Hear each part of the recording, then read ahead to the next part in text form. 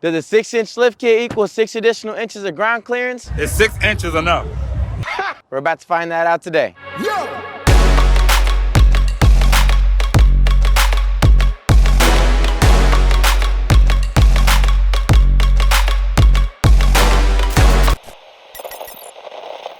What's up, guys? It's Avatar here from Cowboys Customs. Behind me, we have a 2023 Chevy Silverado RoughCountry.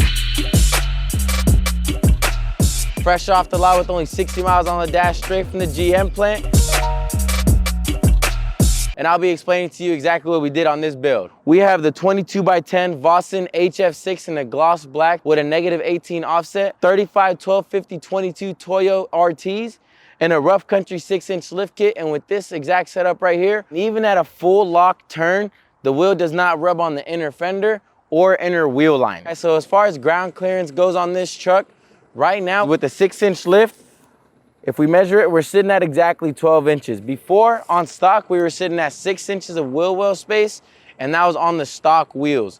Now, whenever we come over here to the side, if we're gonna measure it off the floor with the brand new 35s, we have exactly about 21.5 inches of space coming off the floor all the way to the bottom of the truck.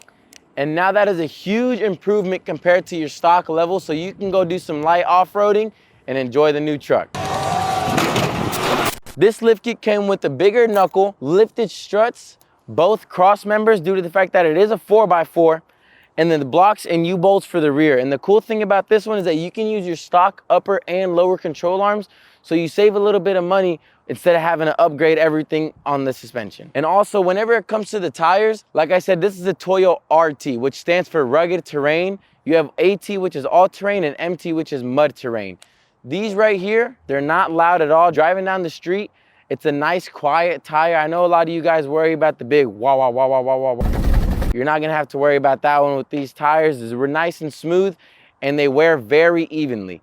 And these, as a matter of fact, have a 50,000 mile manufacturer warranty, so there's no reason for you not to get them. So right now, guys, I'm gonna pop the hood for you because, yes, we do lift kits, wheels, and tires, but we also did a little something to the engine. It is basic, but man, does it make the truck sound and run better. As you can see right here, we installed a full K&N air intake. This one is the one with the chrome tube and red intake head. Let me turn on the AC, guys. It's kind of warm in here.